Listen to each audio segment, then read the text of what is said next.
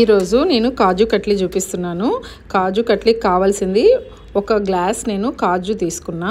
ఆ కాజును మనం బాగా గ్రైండ్ చేయాలి. గ్రైండ్ చేసి అదేంటంటే జల్లించుకోవాలి.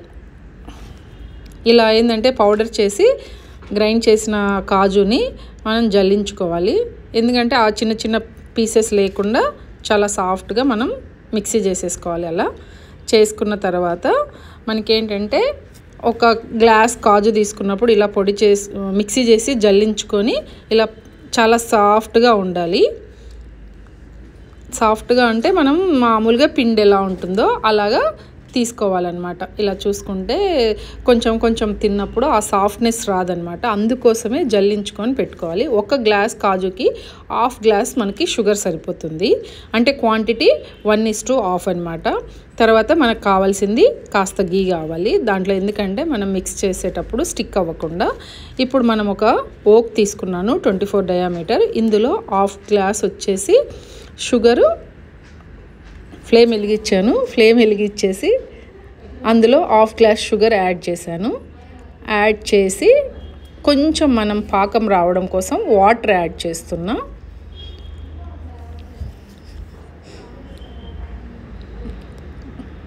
ఒక హాఫ్ గ్లాస్ కంటే ఎక్కువ వాటర్ యాడ్ చేశాను.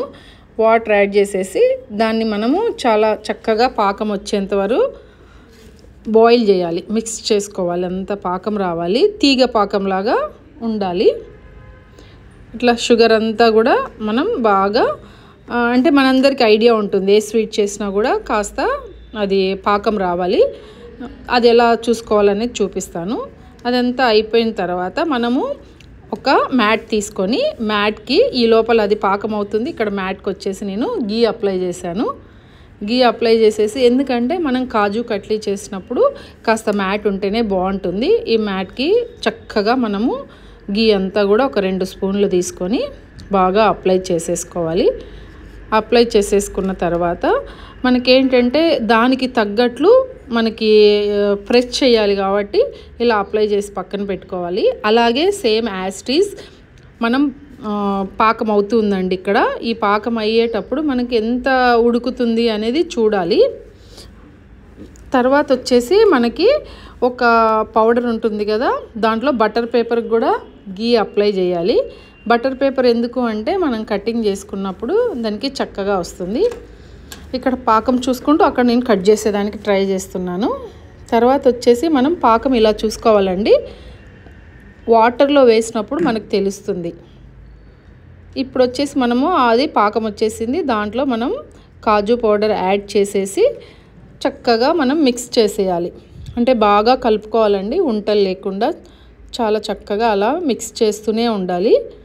చాలా తక్కువ స్వీటు, చాలా టేస్టీగా ఉంటుంది. కాజు కట్లీ అంటే చాలా కాస్ట్లీ అనుకుంటాం, బట్ మనం ఇంట్లో ప్రిపేర్ చేసుకుంటే చాలా హెల్తీగా మనమే ఇవ్వచ్చు. ఇలా మొత్తం అంతా కలిపి చాలా ముద్దగా అయిపోతుందండి. మనకు తెలుస్తుంది ఆ కలిపేటప్పుడు ఏది అంటుకోకుండా ఉండేదానికోసము. అలాగే మనం మిక్స్ చేస్తూ ఉండాలి. కలిపిన తర్వాత మనం కాస్త నెయ్యి కూడా యాడ్ చేయాలి. ఇప్పుడు మనకేంటంటే ఒక 3 స్పూన్స్ అంత నెయ్యి నేను యాడ్ చేశాను. ఎందువల్ల యాడ్ చేస్తామంటే నెయ్యి మనకు స్టిక్ అవ్వకుండా, అంటుకోకుండా ఉడకడం కోసం బాగా, అంటే టేస్ట్ కూడా చాలా బాగుంటుంది. అంటే మనం ఓన్లీ కాజు అనుకోండి, ఉన్న ఆయిల్ కంటే కాస్త గీ యాడ్ చేస్తే అడిషనల్ టేస్ట్ వస్తుంది. కాబట్టి మనము అది చక్కగా మిక్స్ చేసుకోవాలి. చేసుకున్న తర్వాత కాస్త మనము ఇలాచీ పౌడర్ కూడా యాడ్ చేయాలి.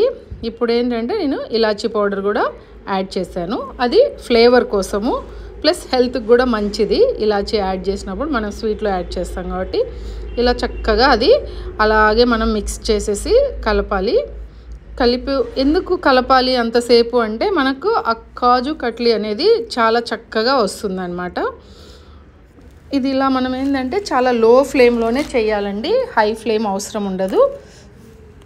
స్లో ఫ్లేమ్ మీదనే మనం ఇలా మిక్స్ చేస్తూ ఉండాలి. మనకు కావాల్సిన ఆ థిక్నెస్ అనేది తెలుస్తుంది. ఇలా మన ఓక్కి అలా కలిపేటప్పుడు ఏమీ స్టిక్ అవ్వకుండా వదిలేయాలి ఆ కాజు కట్లీ అంతా కూడా. మీకు ఐడియా వస్తుంది కదా, చాలా ఈజీగా మిక్స్ అవుతుంది చక్కగా. ఇప్పుడు ఎందుకంటే దాన్ని తీసి మనం ఆ మ్యాట్ మీద వేసేయాలండి ఇప్పుడు మనం. ఎందుకంటే ఈ కాజు కట్లీ అంతా కూడా తీసి మ్యాట్ మీద వేసేసుకొని చక్కగా నెయ్యి అప్లై చేసాం కదా, అంటుకోకుండా మనం బాగా ప్రెస్ చేయాలి అటు ఇటు. మనం ఎంత బాగా ప్రెస్ చేస్తే అంత స్మూత్గా వస్తుంది, అంత టేస్టీగా ఉంటుంది. విరిగిపోకుండా చాలా సాఫ్ట్గా ఉంటుంది. మనం చాలా చక్కగా ప్రెస్ చేస్తూ ఉండాలి అలాగే కొద్దిసేపు. ఇది ఒక్కటే కొంచెం మనకి టైం టేక్ అండి, మిగతా అంతా ఈజీగా అవుతుంది. అలాగే ప్రెస్ చేస్తూ ఉండాలి. అలా ప్రెస్ చేసినప్పుడు ఏమవుతుందంటే మనకి ఏ పద్ధతిలో కావాలంటే అలా కట్ చేసుకోవచ్చు. ఇలా ప్రెస్ చేసిన తర్వాత బాగా మనమే అంతా కూడా ప్రెస్ చేస్తున్నాను. ఇలా చేసిన తర్వాత మనకి ఒక ముద్దలాగా అయిపోతుంది. అంటే ఎక్కడ అట్లా కలిపిన విరిగినట్లు అనిపించదు అనమాట.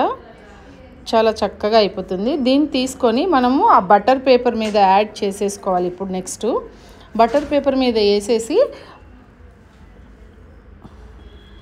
చక్కగా ప్రెస్ చేసిన తర్వాత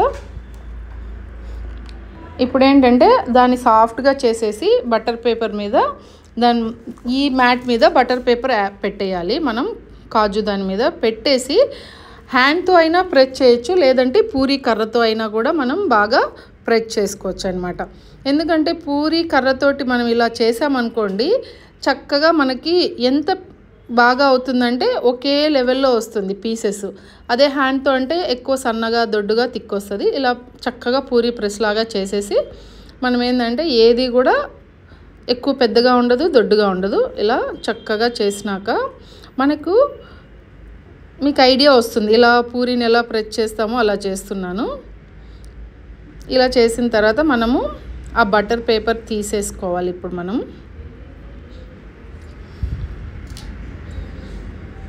ఇలా చక్కగా ఎక్కడన్నా తిన్నుగా ఉందా సన్నగా ఉందా అలా లేకుండా చాలా సాఫ్ట్గా చేయాలి. చేసేసుకుంటే మనకు ఐడియా వచ్చేస్తుంది. ఇప్పుడు ఆ బటర్ పేపర్ తీసేసిన తర్వాత మనం ఏంటంటే చక్కగా చూస్తే మీకు తెలుస్తుందండి ఎంత చక్కగా వచ్చిందంటే అంత చాలా బాగా వచ్చింది. ఇవన్నీ కూడా మనం ఏంటంటే పూరీ ప్రెస్తో చేసినప్పుడు మనకు ఐడియా వస్తుంది. చక్కగా దీన్ని ఏంటంటే ఒక నైఫ్ తీసుకోవాలి. మనం సిల్వర్ ఫాయిల్ అంతా కూడా స్టిక్ చేయాలి. సిల్వర్ ఫాయిల్ ఎందుకంటే మనకి ఇది మంచిది, ప్రతి స్వీట్లో కూడా వేస్తూ ఉంటాము. ఇలా సిల్వర్ ఫాయిల్ మొత్తం కూడా మనము స్టిక్ చేసేయాలి. అంతా కూడా ఇలా వస్తుందండి. మనం నైఫ్ తోటి అన్నీ కూడా చక్కగా డైమండ్ షేప్లో కట్ చేసుకోవాలి. పర్ఫెక్ట్గా మనకి చాలా చూసేదానికి నీట్గా లుక్గా వస్తుంది. మీరు చూస్తే బయట ఎలా కాజు కట్లీ ఉంటుందో అలాగే యాజ్ టీస్ మనం ప్రిపేర్ చేసుకోవచ్చు. ఇప్పుడు మనం అలా డైమండ్ షేప్లో లాగా కానీ ఇలా కట్ చేసుకోవచ్చు అనమాట. అన్నీ కూడా ఈ సిల్వర్ ఫాయిల్ కూడా ప్రతి స్వీట్లో వేస్తాము. అలాగే మనం ఇందులో కూడా మనం తెచ్చి మనం ఇంట్లో వేసేటప్పుడు కూడా చెయ్యొచ్చు. ఇలా పీసెస్ అన్నీ కట్ చేసిన తర్వాత ప్రతిదీ కూడా నీట్గా మనము ఒక్కొక్క పీస్ ఇలా తీసి పక్కన పెట్టేసుకోవచ్చు. చక్కగా ఇలాంటివన్నీ కూడా కట్ చేసుకున్న తర్వాత మనము ఒక జార్లోకి చక్కగా పీసెస్ కొంచెం డ్రై అవ్వనివ్వాలి, ఆరనివ్వడం ఎందుకంటే ఆ హీట్ మీద మనం పెడితే కాస్త చెమట లాగా వచ్చేసి మనకి ఎక్కువ రోజులు నిల్వ ఉండదు. ఇలా కాజు కట్లీ అన్నీ కట్ చేసిన తర్వాత చక్కగా మనం ఆరనిచ్చామనుకోండి కాస్త, అప్పుడు మనకు ఎక్కువ రోజులు నిల్వ ఉంటుంది. మనం ఈజీగా 1 మంత్ కూడా స్టోర్ చేసుకొని తినొచ్చు హ్యాపీగా హెల్తీగా. ప్లస్ ఇలా అన్నీ కూడా కట్ చేసుకొని మనము ఒక పావు గంట 1 అవర్ అలా మనం వదిలేయాలండి. ఇలా అన్ని పీసెస్ అవుతాయి. వదిలేసిన తర్వాత చక్కగా డ్రై అయిపోతాయి. అయిపోయిన తర్వాత మనము ఒక జార్లోకి లేదంటే ఒక బాక్స్లో తీసేసుకొని స్టోర్ చేసుకోవచ్చు. ఇలా మనకి ఏ సైజు కావాలంటే ఆ సైజ్ అనేది కట్ చేసుకోవచ్చు. Thank you.